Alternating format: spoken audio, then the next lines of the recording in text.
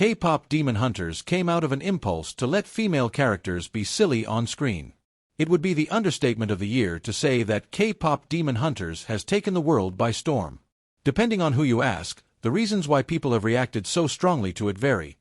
It's catchy music, a bustling fandom that has created its own choreography and covers, and a truly eye-watering amount of fanfiction. As a woman, one of my favorite parts about K-Pop Demon Hunters is the relationship between Hunter/X's members, Rumi, Mira, and Zoe, and how, despite the odds, they still band together to vanquish evil and restore the Han Moon. While there is an ill-fated romance between Rumi and Saja Boy's Jinwoo, it never feels as though it takes focus away from the heartwarming friendship between the three girls. They are loud, unapologetic, and aren't afraid to look a little goofy. According to Maggie Kong, the director and writer behind K-Pop Demon Hunters, the silliness of the Hunter/X was intentional. Speaking at Netflix's K-Pop Demon Hunters press conference on Tuesday alongside E.G., vocalist of Rumi and songwriter, Audrey Nuna, vocalist of Mira, Ray Ami, vocalist of Zoe, and fellow director/writer Chris Applehands, Kong was asked what the key elements from a female perspective that she wanted women, both from the old and new generation, to see within K-Pop Demon Hunters. "The most important is I wanted to see really silly women," Kong said. "You know, I think we're so afraid, especially in animation, to show female characters be really silly and be the silliest one in the room. I've personally experienced that working on films where we have a troupe of 5 or 6 main characters, and one happens to be the one girl character.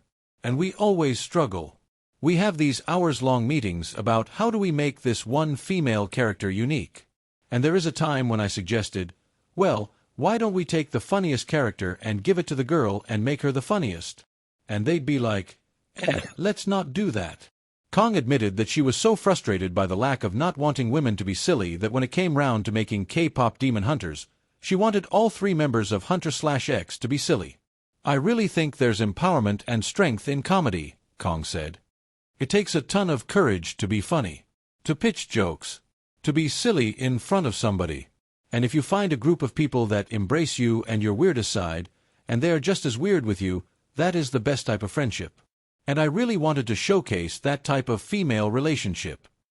It paid off. There are plenty of wacky moments, often conveyed through the animation style, such as the 3 girls chugging ramen with big, bulging eyes and falling over each other, their hearts in their eyes, when they see the attractive Saja boys.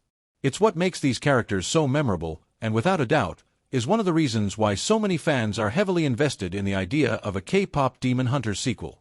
Hopefully, they won't have to wait too long for it.